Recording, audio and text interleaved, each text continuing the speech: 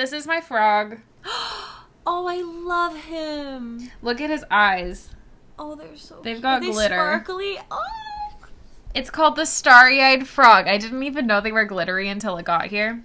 That's It so still cute. does not have a name. Just been referring to them as Froggy. I need to come up with one, but That's valid. anyway. I love it. Thank you. Okay. I have quite a few notes. Me too. I have pages. Do you want to start it off since I usually start it? Yeah, absolutely. Welcome back, everybody. This is the 5th episode of And That's What You Missed on Glee. Woohoo! And today we are going to be talking about Season 1, Episode 5, Rhodes Not Taken. Yes, Rhodes Oh, Not I'm Taken. so excited about this episode. I remember this episode coming way later. Really? I don't remember it being so early on, but I have some mixed feelings about this episode. Interesting. There's some parts that I really enjoy. Mm-hmm. But okay, so is it Kristen Yes. Chenoweth? There's something about her like that just I don't vibe with. I don't know. Character or her as a person? Like, are you talking about? Well, I don't know enough as her as a Okay. person, but like, because she was she played Glenda, right? Yeah, in Wicked, in the original Broadway cast of Wicked. Yeah. I don't know. There's just like anytime I've seen her in something, she never plays a character that I find That's likable. true. She plays the bad guy really well. Yeah, which is great. Like, she's a great actress and everything. But I also just don't, like, her style of singing and her voice just doesn't do it for me. That's valid. It's fair, like, obviously, if other people dig her voice and stuff. But for me, it's just, like, not my favorite. Mm-hmm. And to be totally honest, I did skip over a couple songs in this because I just didn't Then how love are you them. going to rank your songs? I do have a ranking Okay. based on how much of each song I listened to. See, I have a very different, like, I love Kristen Chenoweth. I think that she is a Broadway icon. Her voice is incredible. I love her. But also she's a very gracious person and a genuinely good person if you, like, listen to interviews with her and stuff. So based on that... Yeah, I don't know anything about her other than what I've seen from her in shows and stuff. So... Yeah. I like her a lot, and I was very excited that she was a part of the cast. But I do think it's funny because the amount of times that Glee references Wicked, and then she just comes on as a character, and then they do that with Idina Menzel later, too.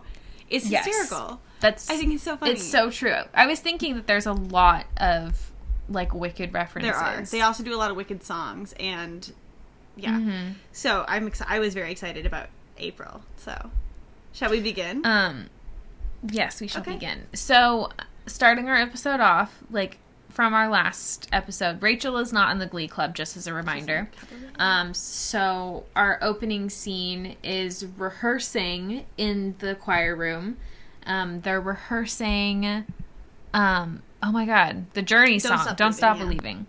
And Quinn is doing the female solo. And I love her voice. I think she sounds great. In this. She's so cute and sweet.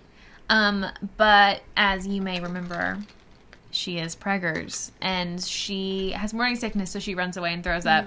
And everyone's speculating why. And Finn's like, she just had a bad breakfast. She's fine. She just had a bad breakfast.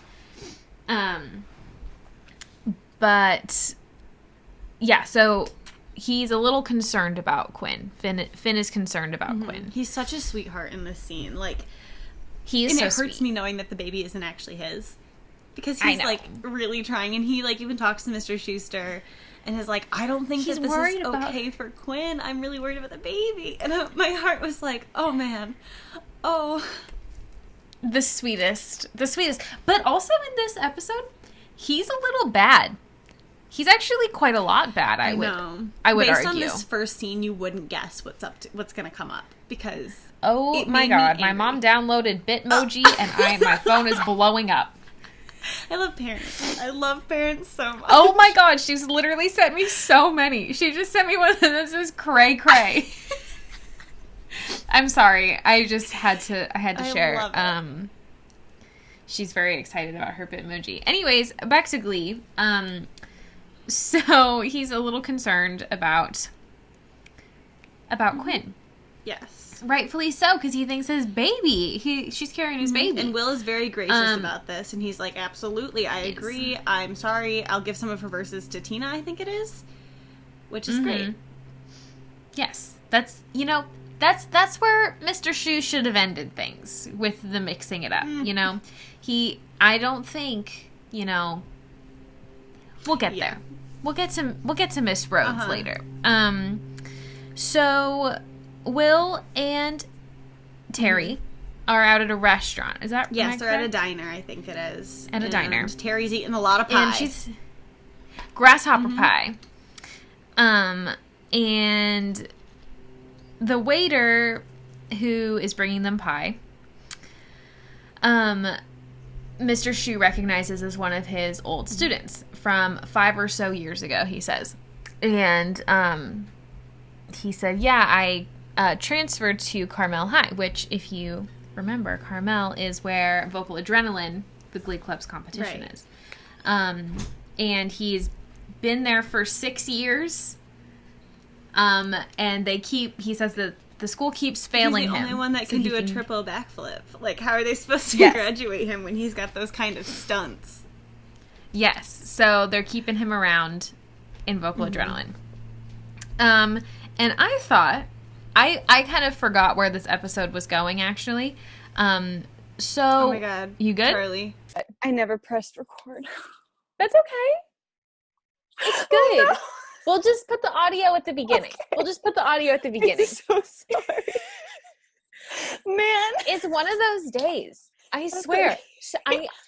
I posted something this morning on Instagram that was like, hi, I would like a refund for my day. Like, please, I want to return it. To clarify, the audio version is fine. Like, I have all the audio. I figured. Okay. Because I could see the little red button, and I didn't even notice either.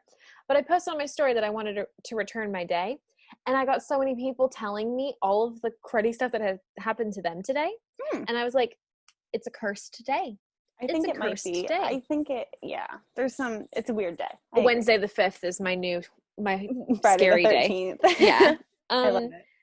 So I couldn't remember where this was going, but Will gets this smile on his face when he sees his ex-student, his older student, knowing that the student is breaking the rules to be in Vocal Adrenaline. So I thought that he was like, oh my gosh, we're going to expose Vocal Adrenaline for holding students back. And he had this little smile, and I was like, great, like, justice, all down. No. The opposite happens. He fights fire with fire, essentially. Instead of bringing back a, 23-year-old, he brings back a 30-plus-year-old woman. Yes. We'll get to that, but yikes. It was from 15 years ago was the file, right? Yes. And if let's say she was 18, so quick math, 33 something. 33, I think. 33. Yeah, that would mean Will would be 30, which makes sense. So,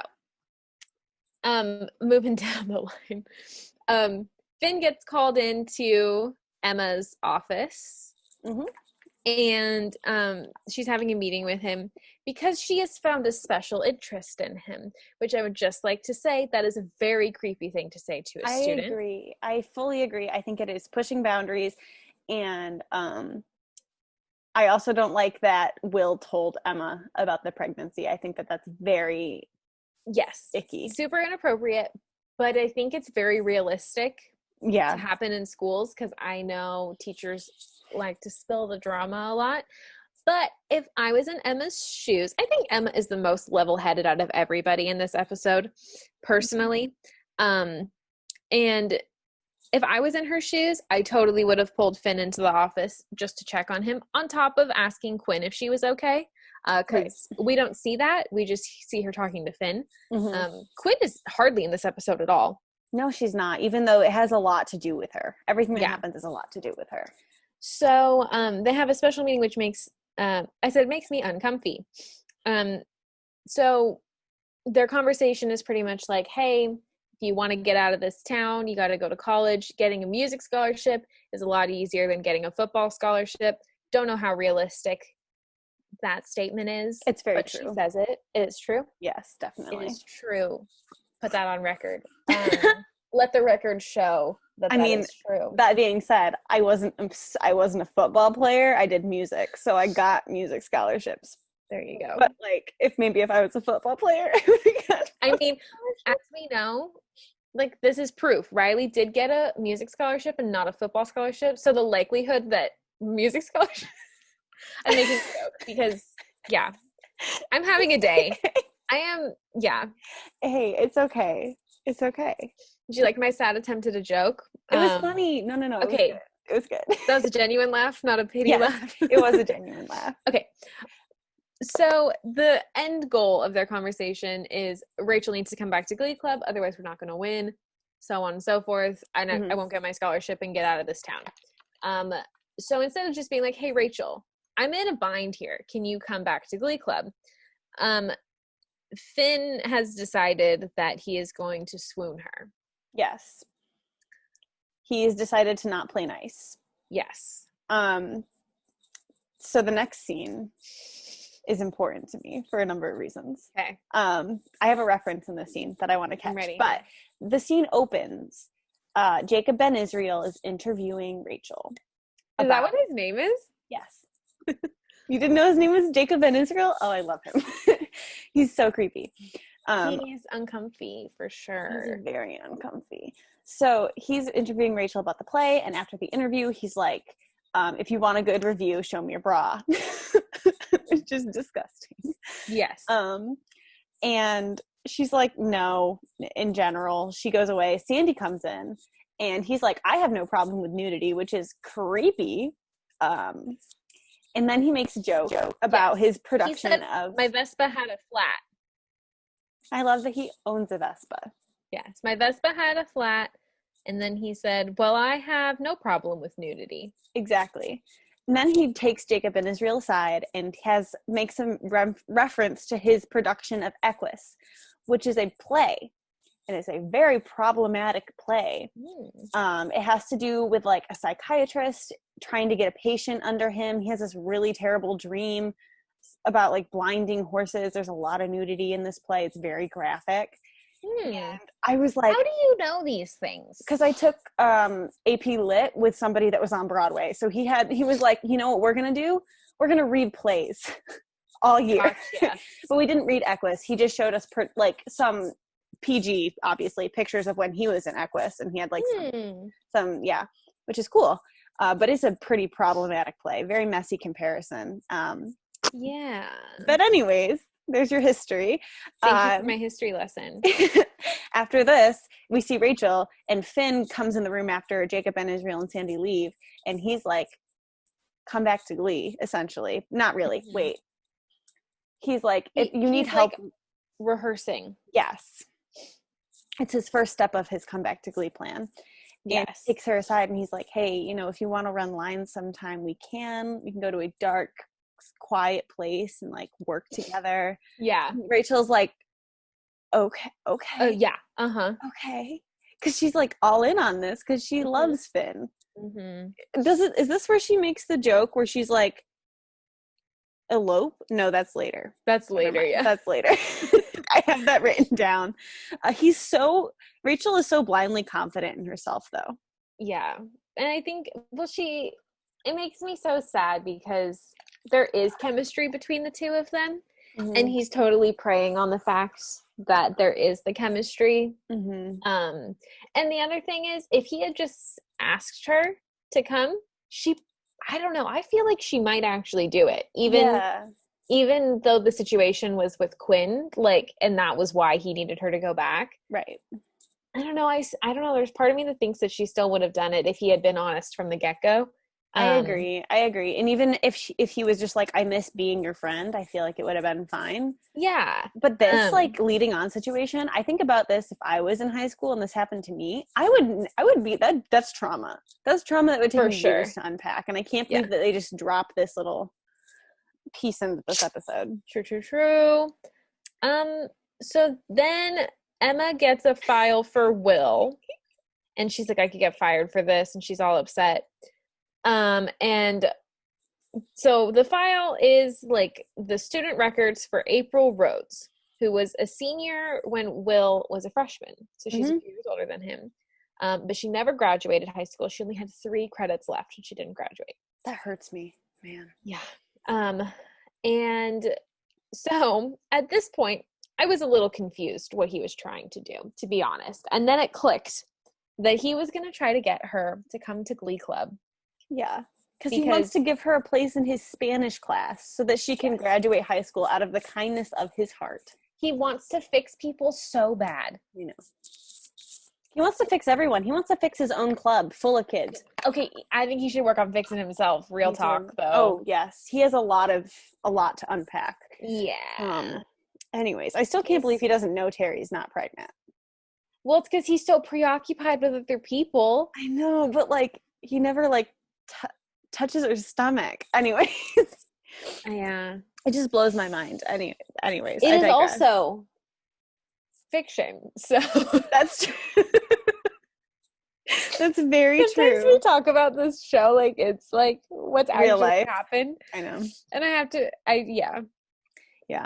I do. Yeah. Okay. Anyway, so she's like, meet me at like 2:30 or something at this specific address. She messages him back. Bring hot wings or something. Bring buffalo wings. Bring buffalo wings. It's a culturally appropriate reference.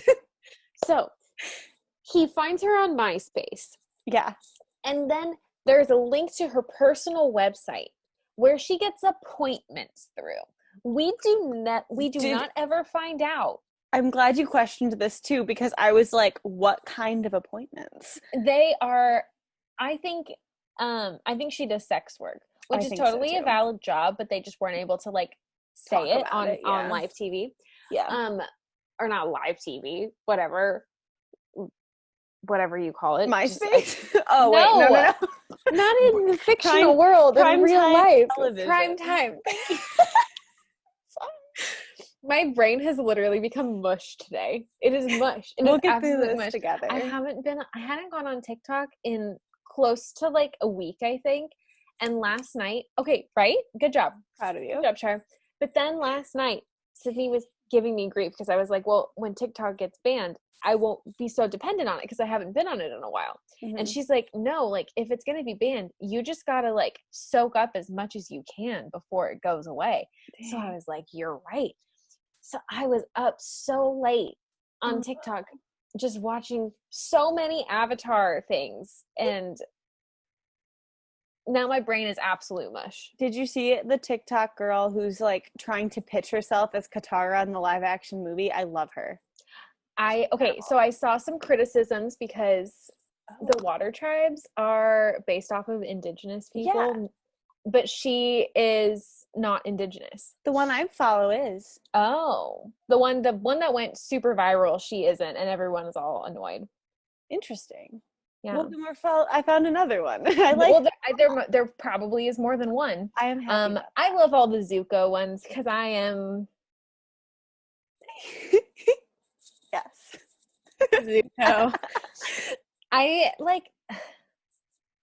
know this. We're not supposed to talk about Avatar. We can talk about Avatar. I have stronger feelings about Avatar than Glee.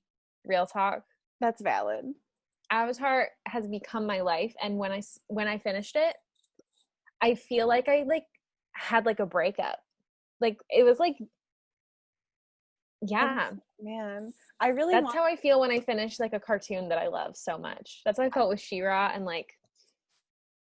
Interesting. That's I think why I can't finish shows in general, is because I feel so empty after I finished all of Schitt's Creek that's on Netflix. I got really emotional. Anyways, well, and so I got to like the last episode of Avatar, and I was like, I'm gonna wait until it was like 3 a.m. when I was watching, and I was like, I'm gonna wait until tomorrow to finish it. Mm-hmm. So it's like an hour and a half final episode. And I put it off for like 2 days because I knew that when I finished it, I was just going to cry and then I was going to have nothing else in my life right now. So. Mm-hmm. Anyway, back to Glee. Do you want me to do the next scene? Yes, please. Okay. So Will has an appointment with April at 2 p.m. on a school day. And we get to April's house, and it is a huge, like what I would consider an Ohio-sized mansion. So really, really I would agree. And it has a for sale sign in front of it. So I'm really not sure why he didn't flag that. But she comes out and introduces herself, and she goes, "Are you Will?" And it's really cute. But April, we immediately get this picture of her to talk about her appearance.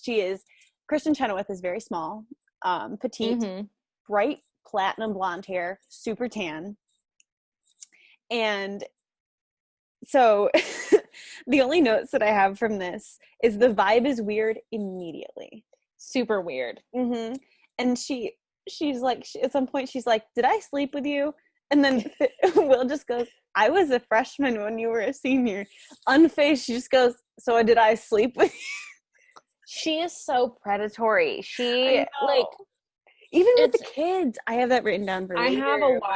I have a lot of things about the kids down. So so then we find out what is happening, girl. I don't know. I have straight hair. I shouldn't do that. So then some people walk into her house, and we find out that she is squatting in a house that's for sale. But only Will is in the room when this happens. Because she's in the room? Because she goes to slip into something a little more comfortable, is what she said. I thought she was like halfway in the room. Oh, maybe. Because she's like, "I'll grab my boxed wine and then we can go." Yes. Okay, you're right. You're right. Anyway, they are talking outside the mansion, and he tells her his devious plan. And he just wants to fix her really bad. And he's like, "We can get you a new start. She can finally graduate high school." And then, if I'm right, the next scene is when she gets introduced to the Glee Club. Yes, it is. And we get a song in this scene. It's my favorite Broadway ballad of all time, maybe this time from Cabaret.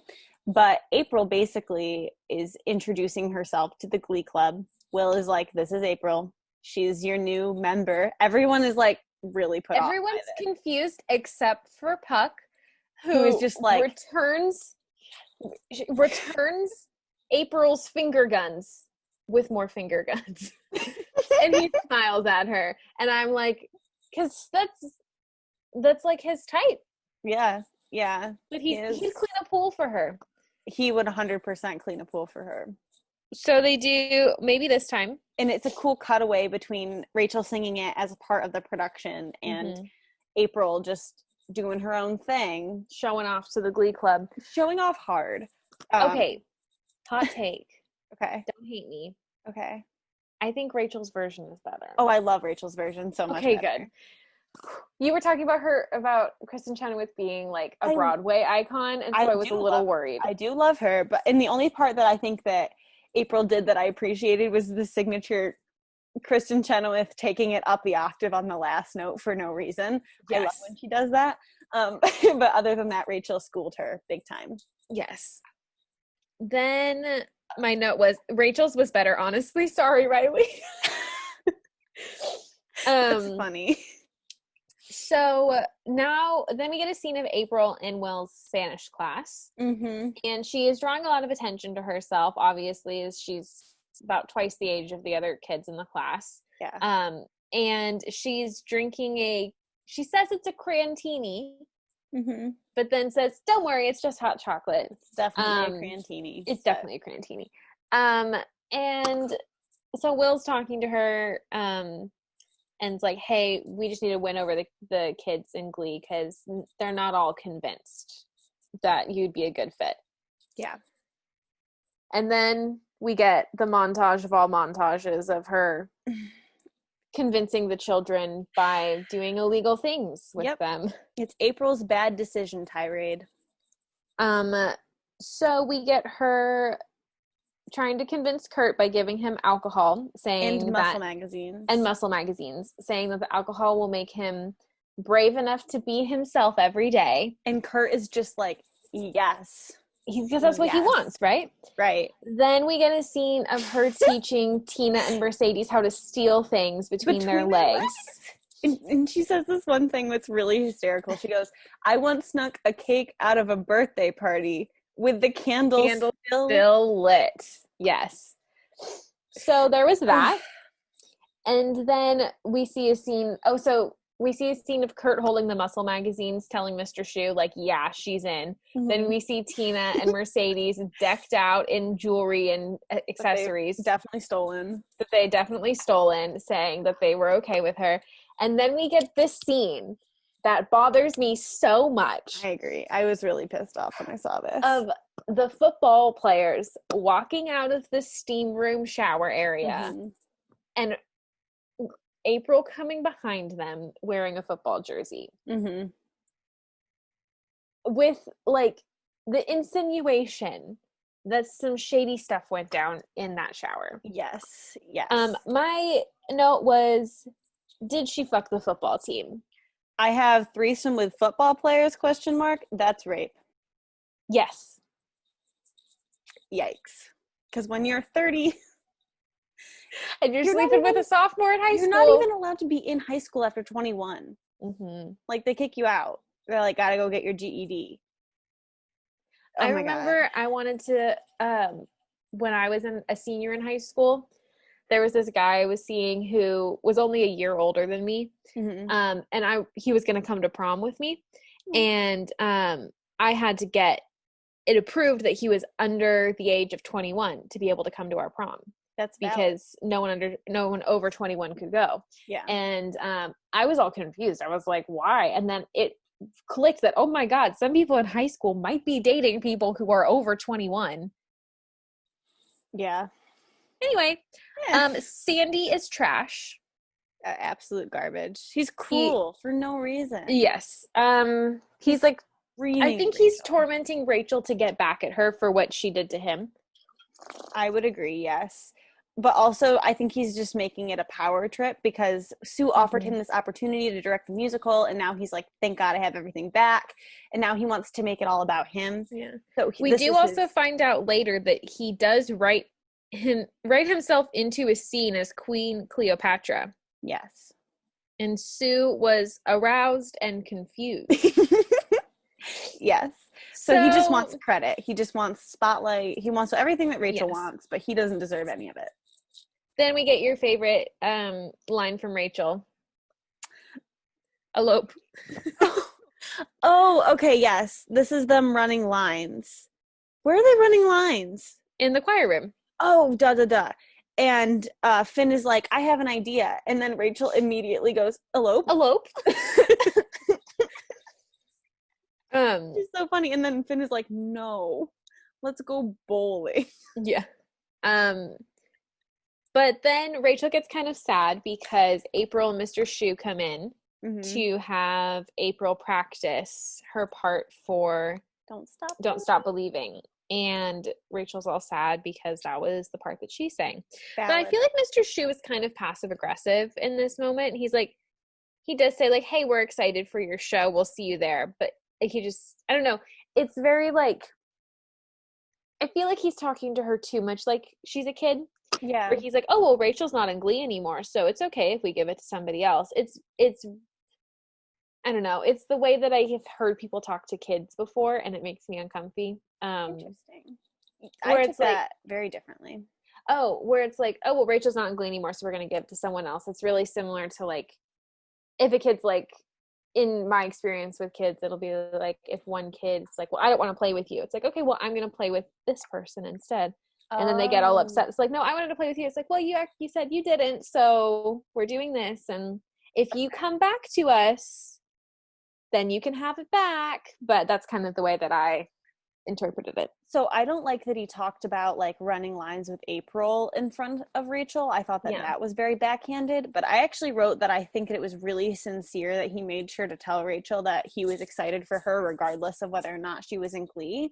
Compared to the pressure that Finn is about to put on her, Will is in the right here, I think. Yeah, I don't know. Just the timing of it was just weird. Like, I don't know. It just made me, like, if I was in Rachel's shoes, I would have taken it passive-aggressive. Yeah, I probably would have too, honestly. But I think his intention was nice. His intention was nice. But regardless, I don't know. It just made me feel kind of weird. Mm-hmm. So Kurt shows up to school hungover. He looks like a mess. He was drunk. Yeah, definitely probably still drunk because he's supposed to drink it in the morning. Right. So he calls Emma. he calls her Bambi. Oh, Bambi, I was so sad when those hunters shot your mommy. And then he barfs on her. Yep. So Emma says she goes to the hospital and gets like a quadruple shower. I have a thing for this. Okay, I'm ready for your thing. But my first thing is I want to say I'm a girl who knows her solvents. Yes. That is iconic. There are only a few people in the world that can say that. Like Emma Pillsbury and every organic chemist ever. But that's so funny. It's very true. Anyways, about Emma's... First of all, Emma took herself to the ER. Kurt did not need to go to the ER. Yeah. Kurt didn't go to the ER. Emma drove herself to the ER for a shower. Yeah.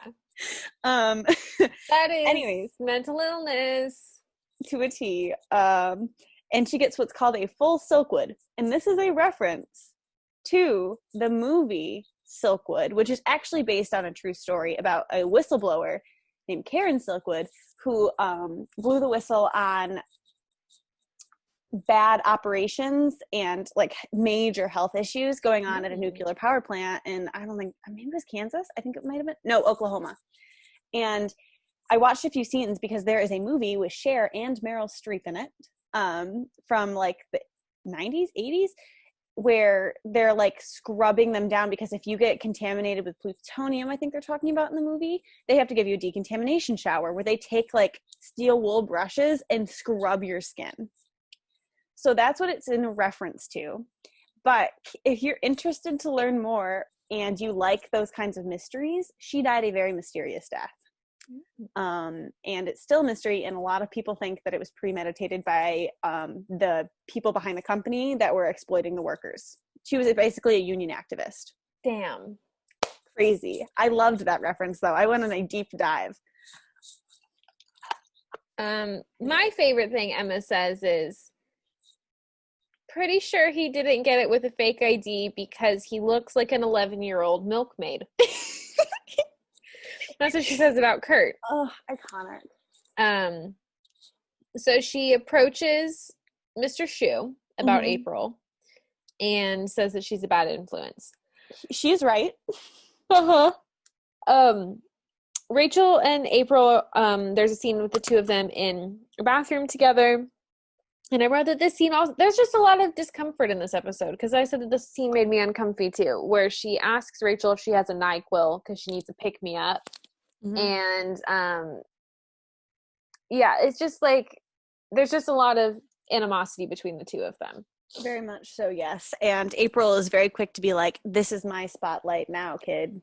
Yeah. As a 33-year-old woman back in high school. It reminds me of Jenna Marbles. It's just like, 32-year-old lady. Oh, I miss Jenna Marbles. I miss Jenna too. Did you hear that? Anyways, this is a side note, but Julian had to change his Twitch name from Jenna Julian. I think it's just Julian now. Yeah, well, he still does the podcast, but just by himself. I know, and I listened to it, and like he's trying so hard, and I just want to give them all a hug, and I hope that Jenna's okay. Like, I totally think she's fine. I think she's fine too. But I love her, and I just want the best for her. Anyways. I'm kind of in love with Julian, low-key. Aries energy. Big Aries energy. Maybe I just attract Aries. I'm convinced I attract Aries. Is Greg an Aries? Yes, he is. When's his birthday? April 2nd. Oh, okay. Mm-hmm. Yeah, we're talking about you. He hears his birthday. What are you talking about? Yeah. I'm convinced I attract Aries. Anyways, yes.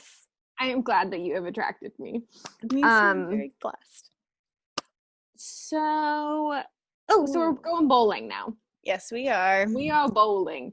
And one of my favorite things that Rachel says is, do I have to put my fingers in the holes? Like, me too. Me too. Yeah. I'm a really bad bowler, though, so I usually just, like, roll it down. Oh, yeah. My mom has this great picture of me sitting on the ground, like with the ball between my legs, just like sitting my butt and legs on the ground and like pushing it just on the ground. No roll, just a push. I don't think we'll be bowling for the next few years. And honestly, oh no, I'm fine with that. Oh, I can't remember the last time I went bowling. Interesting. Yeah, I went bowling on New Year's Eve and lost terribly and was a pretty bad sport about it. But yeah, that was the most recent time. Probably like 2 or 3 years ago. Mm-hmm. Jackson and I don't really like going on only dates we go on revolve around food, and that's it.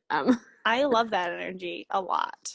Yeah, it's either we go out to eat or we watch a movie at home. That's pretty much it. Those are our dates. That's good. That's good. Okay, here's what kills me about this like bowling alley though, is that we pan over and we see that Will and April are also at the bowling alley. Mm-hmm. They don't see each other and they don't talk. Yes, I will say I did love this scene when I was younger. I watched a lot of fan edits of Finn and Rachel bowling together. Did they do it multiple times?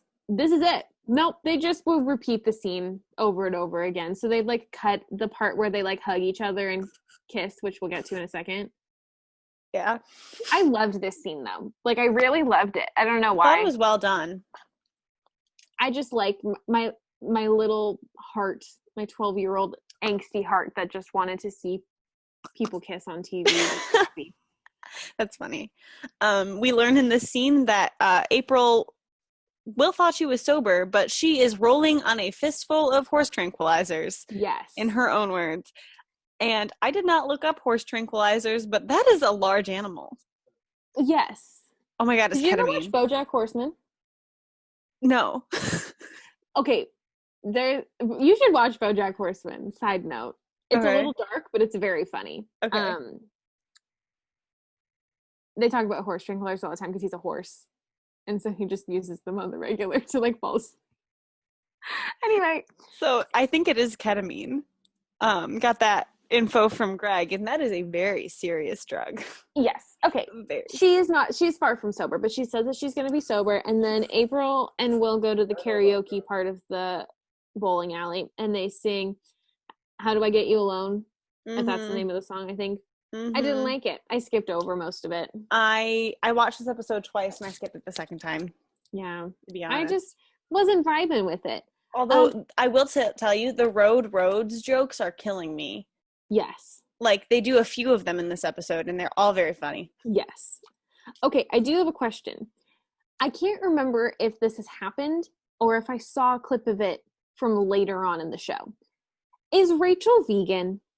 Because I think that there's a scene at some point, it must be later in the show, where Finn, like, makes a meal for her, and she's like, this chicken is so good. And she's like, this fake chicken is so good. Like, where did you buy it? And he's like, yes, it's fake chicken because I totally remembered you're a vegan. I thought she was vegetarian, but she's definitely some type of veggie. But she eats pepperoni pizza. Correct. Yeah, they're very inconsistent with that. Super inconsistent. Mm-hmm. Did I tell you that I read this book where the main character was vegan and they ate Starburst in the book?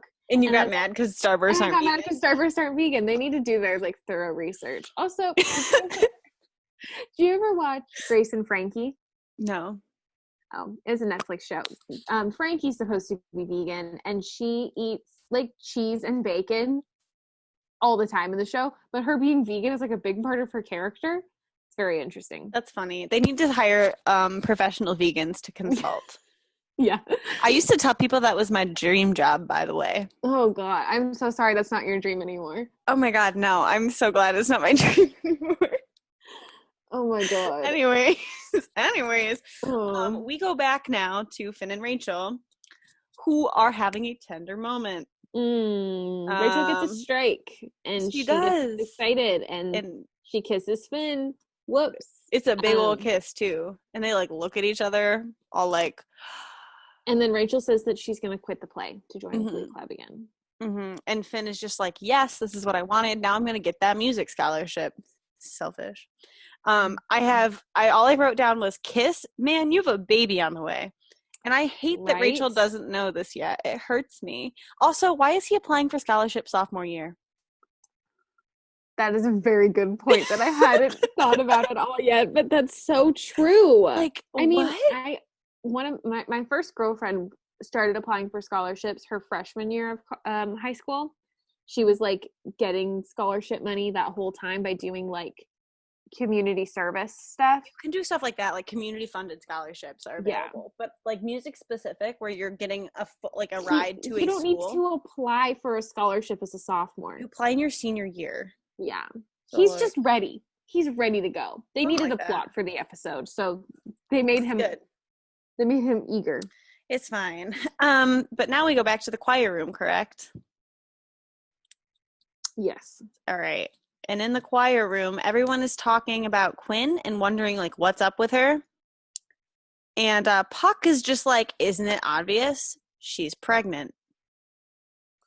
Mm-hmm. And I wish there was a scene, though, where Quinn gets upset at Puck for telling everyone, because we don't even get that. No. Quinn's voice is very silenced throughout most of her pregnancy, honestly. Like, we don't really get to know how she feels until, like, her parents find out, which we'll talk about. But, yeah, it's sad. So, at the same time, Rachel finds out that Quinn is pregnant, too, and she hits Finn because of it. It's because Rachel walks in the choir room right after that. Everyone is like, oh, my God, she's pregnant. And she goes, I'm back in Glee. And then everyone's just looking at her, and somebody just says, I'm sorry, the shock is just a lot because we just found out that Quinn is pregnant and the baby's Finn's. So she smacks Finn in the face, which is a valid reaction, and I would too. Yes. Get our first Sue appearance of the episode. Yes. She's taking down the flyers for the Glee Club's invitational performance, which is coming up, which is why April has joined Glee Club. Mm-hmm. She's taking down the flyers, and as soon as she sees Rachel, she starts putting them back up again. Right. And Sue gives Rachel full creative license to the musical. Right. Because Sandy wants to write himself into a scene as Queen Cleopatra, and Sue was aroused and confused. Yes. Yes. Now Rachel is not only the leading lady, but also the director as a sophomore in high school. Because that makes sense. Yeah, total sense. Total sense. And she now has everything she could possibly want. Yes. And that's in Sue's words, because Sue's plan is just to bring down the Glee Club by taking away their most talented people, by giving them all the opportunities. Yeah. So yikes. But now we're at the invitational. Exactly. And they're all in cowboy outfits. Which is cute. But April comes in and kisses Puck on the lips and is super drunk. Super drunk. Which her kissing Puck on the lips should have been the point where Will kicked her out. But he doesn't. He lets her still perform. Yep. We get last name, which is iconic. Super good. And then, but in the performance, like, she's like flirting with all of the guys in Glee Club, and she pushes Artie away with her foot, which was very gross. And I had a visceral reaction to that. I was just like, oh my God, I was very upset. Yeah, clenched teeth. It upset me as well, because I was like, that's just very disrespectful. Yeah. For one. Also, out of all the guys on stage, Artie was my first choice. I love Artie. But after the performance, Rachel is in the audience and she's visibly sad. Mm-hmm. And April has this heart-to-heart with Will and explains that she knows that she doesn't belong up on the stage with the kids, and that it's their turn to have the spotlight, which is very sweet. And there's a lot of conversation about, like, they think that they can't win without Rachel. And my thought is, like, they have Santana and Mercedes. Mm-hmm. I don't understand why they think that they need Rachel. Like, obviously Rachel's voice is really good, but they have some other people that have really great voices too. Yeah, that perplexed me as well. I think I get it because, like, Rachel is clearly the main character. Yeah. But also, she also has a very, like, made for stage voice, where Santana, Mercedes, and Quinn, and they all have, like, more niche type of vocal ability, I guess. But I still don't think that they would lose without Rachel. I certainly think that they'd be just as good. I agree. But I said Mr. Shoe's always fucking up, because he talks about making a mistake about bringing April in. And I'm like, how many times are you going to screw over these kids, Mr. Shoe? Like, it's all about the kids until it's all about it's Yeah. all about Will. I have a note where Emma is just firing on all cylinders. She is ready to advocate. She's honestly, besides that creepy one-liner, I do think that she really shines as a counselor in this episode. I agree. She's such like, a good advocate. She's like the most level-headed. She calls Will on all of his bullshit. There's a lot of it here. And he has to kick April out. He decides to kick April out in the middle, like during intermission. And well, she also kind of she agrees though. It's not really kicking her out. I would say it was like he confronted her about it, and she was like, "Yeah, this isn't right. Like I realized it while on stage." She was like, "This isn't my dream." Mm-hmm. Yeah, and basically, I wrote down that April is a gem here because she really gets it and leaves. Like she has a moment, and we find out that she's going to leave and she's going to go to Branson, which is like the second most theater capital in the world. Not world. Well, and US. she also makes a comment about getting sober too. Mm-hmm. Yeah, so she's going to try to get sober.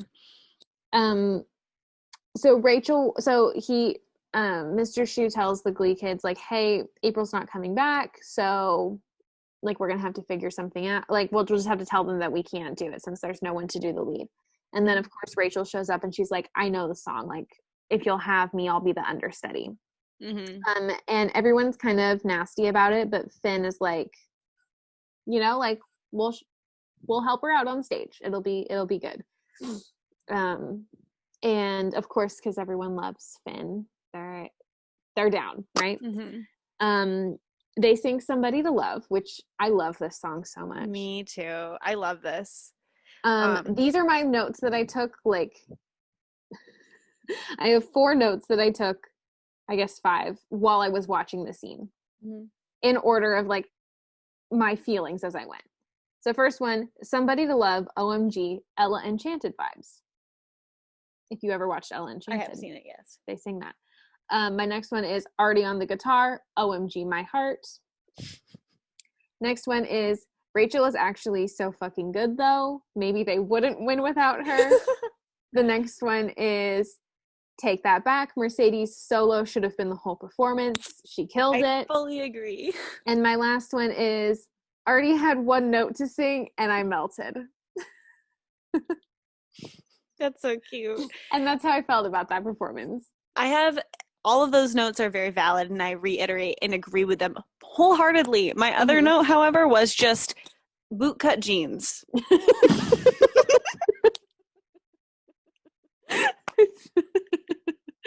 It's a great option. They're all wearing bootcut jeans, and all I could think was just like they'd look better if they were wearing skinny jeans. Well, I think that they were wearing the same jeans and belts from their cowboy number. Probably. But also, I would love to say, Quinn in the cowboy outfit absolutely destroyed me. She looked so good. Yeah. And that was the end of the episode. Yeah. Man, what a roller coaster. Yeah. So my best song, worst song. Do you want to each do our worst song first? Yes, absolutely. You go first. My worst song is I don't even remember what it was called, but it was the one I skipped over with Alone. Will and How Do I Get You Alone? Will and April. That's a good song, but they just didn't do anything exceptional for me. I have that as my worst song as well. I completely agree. And my best song is, of course, Somebody to Love. Yep. Yeah. Oh man, complete agreement there. I'm happy about that. Before Somebody to Love happened, because I didn't know they were going to do 2 numbers at the end, my top choice was going to be Last Name, because I still think that one was a really good one. The other one with Rachel and April, like, it just didn't do it for me, really. Like, I have that as my second best, actually. Yeah. So I don't know. I just have more, I guess, I didn't know that song before watching the show, so the Last Name one, my family was a very big Carrie Underwood family when I was little, so that song, like, I knew already. So it's probably why I enjoyed it more. But yeah, I'm glad we agreed on best song, because that one was really good. I actually did get chills at one point because it was so good. Me too. It made me miss, like, genuinely, I had a moment where I was just like, man, I miss doing stuff like that. Oh, that's sweet. But it's such a good, like, I feel like that song really well represents what they wanted people to get out of Glee. Like the main takeaway. Yeah, and because it was Rachel and Finn doing the lead, and it was like a song that feels so familiar to a lot of people, I think it really like was like, this is what Glee is supposed to be, you know, like the show in general. And it's like, those are the kind of performances that I remember from when I watched it the first time. And that's one of the songs that I probably had on my iPod when I was younger. Yeah. I had a couple of the albums, and I think that was definitely one of them that I played over and over. That one and Don't Stop Believing and Faithfully. Mine was Loser Like Me. That was the one I played all the time. I also played Landslide with Gwyneth Paltrow a lot. Can't wait until we get Holly Holiday action. I'm excited. We've got a lot in the future with this. Are we going to try to say it at the same time? Are we just going to keep screwing up? I think that we should. I think that it should be a journey that we both go on together. Okay. Ready? Ready. 1, 2, 3. And that's what you missed on Glee. You say it so slowly. I'm waiting for you. I'm waiting for you. There's just a delay. Okay. Should we try it again? Just say it normal. Okay. Just say it like at a regular pace. Okay. 1, 2, 3. And that's what you missed on Glee. That was way better. Okay. That was better. We sounded a little sad, but at least we were in sync. We'll leave both in then so that they know that we're just a little exasperated. Yes.